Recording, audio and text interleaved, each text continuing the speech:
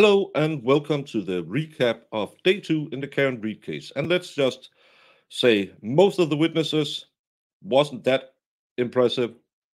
A lot about the weather, a lot about how you get educated as an EMT. There were two EMTs. One of them didn't get to finish because the state just asked stupid questions for way too long. But the other EMT was a guy who claimed he heard Karen say multiple times, "I hit him, I hit him, I hit him." Um, and he was very certain about that. He was also very certain that John was appropriately clad for the weather when they found him in a big fluffy jacket, which he then had to retract because no, he was actually wearing a thin nylon sweatshirt. He didn't even notice he had a 2 centimeter gash in the back of his head. But what he said about the crime scene was he was lying in a small puddle of blood and he was very cold, he was stiff. But other than that, yeah, he noticed some of the women tried to resuscitate him, and that was about it. Again, an hour and a half you could have cut down to maybe 20 minutes. The saucy part was when the defense started asking, he totally misremembered everything about what clothes he was wearing. That even though he claims he was told, "I hit him, I hit him, I hit him," he never told anyone at the hospital, because you normally would tell someone if you know someone's been in a car accident, because there could be internal injuries like there was on John O'Keefe. He had a shattered skull, which this guy didn't find out when he intubated him. But I think Lally has a tactic of just drawing everything out so everyone forgets anything that's been said. How much were in the EMTs? Well, we had another EMT come up testify about his education and that it was snowing. If people don't know it, January 29th, 2022, it snowed. Never happened before in Massachusetts, but it's very important in this case. We also had the second responding officer. He didn't really say much other than he saw Karen trying to resuscitate John, didn't see Jennifer McCabe do anything, didn't feel, when he talked to Jennifer McCabe for 2 minutes, didn't feel she was distraught at all. Never heard her say, "I killed her," but heard him say, I, it's my boyfriend. Is he dead? Is he dead? Is he dead? Is what he claims she was saying. So now we have two different versions of first responding officers at the scene from the police and the EMTs. So it's a little bit yeah, who do the jury believes? And I think that's why the state is really pumping those how much education do you have, so they feel like, oh, they must be better. But other than that, 4 hours. Oh yeah, the EMT describing the injuries to the arm, he clearly described it as furrows and did a motion like this on his arm.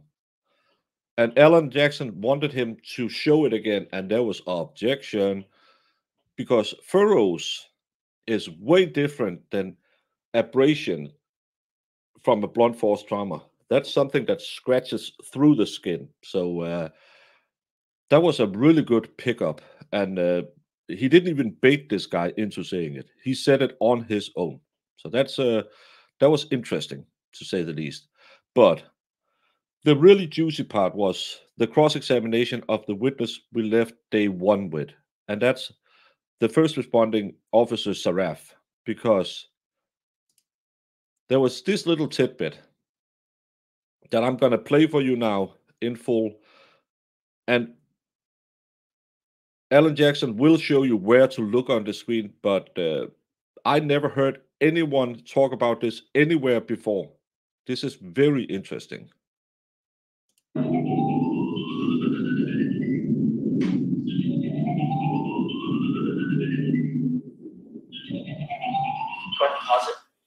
Have you seen the person in the dark jacket leave the view?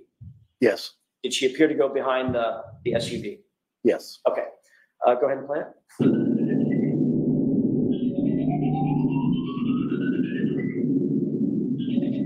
Go ahead and stop track. And now I'm going to ask to draw your attention to that car with snow on it.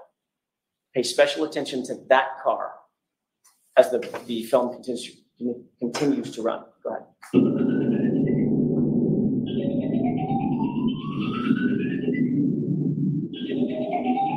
Pause. Do you see a person standing in front of the car? It appears to be a person, yes. Walking from right to left? Yes. Would that be toward? I never heard that before. Someone left the SUV near the police officers, walked down, walked up the driveway, and passed that black SUV standing in the driveway. Who was that person? It wasn't Karen Reed. It wasn't Julie Roberts, because we just saw her in the beginning crossing. So the person walking up to the Albert's residence is Jennifer McCabe. I think I've read most of the stuff in this case. Has anyone ever mentioned Jennifer McCabe was near the house around 6 a.m. in the morning? Toward the house? Yes, it would be. Okay. And also, if you wouldn't mind switching your perspective, now you're looking more at the front of the house. Continue watching the film and see if you see that same person walking toward the house.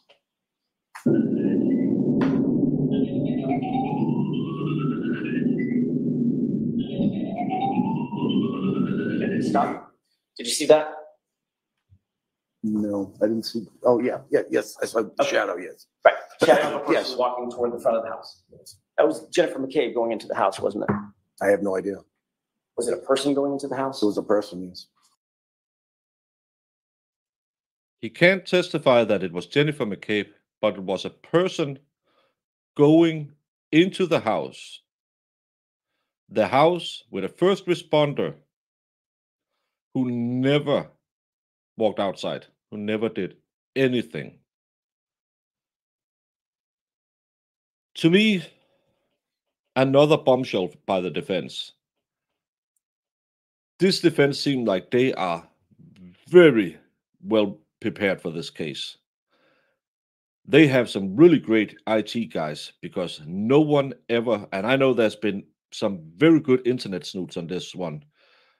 Olivia, Snoggy, all of these people who really have dig into everything in this case. We didn't see the dash cam before, but they found out someone walked from the crime scene to the house. We know there are phone calls made by Jennifer McCabe that got deleted. But now we have on tape what appears to be Jennifer McCabe leaving the crime scene, walking up to the front of the house where his sister and brother-in-law slept through all of the commotion and never came out, didn't notice anyone until Sergeant Lang entered the house. I just wish that when the court goes back in session Thursday, Bev will admonish Lally and tell him to get through all that crap and just get to the point. She won't, because yesterday she had some very strange ruling on objections, but I think he will try to talk as much about nothing to do with the case, because he doesn't have stuff like we just saw. He has someone at the crime scene, 2 people from the police and 2 people from the fire department. The 2 people from the police clearly says, she didn't say, I hit him, I hit him, I hit him. One guy from the fire department said that. So even his own witnesses can't get the story straight. He has witnesses testifying that the police reports are wrong. The incident, the call log from the 911 is wrong. They didn't find any evidence at the first search, but found up to 45 pieces of tail light later. You have an EMT totally misremembering what clothes he was wearing, but can clearly hear she said, I did it, I hit him. This case is going to be an epic show of BS from the state. Hopefully, the jury will see this too. I really, really, really just want Lally to stop wasting 45 minutes about nothing and snow every time he talks, because as we can all clearly see in this picture, there wasn't that much snow, Lally.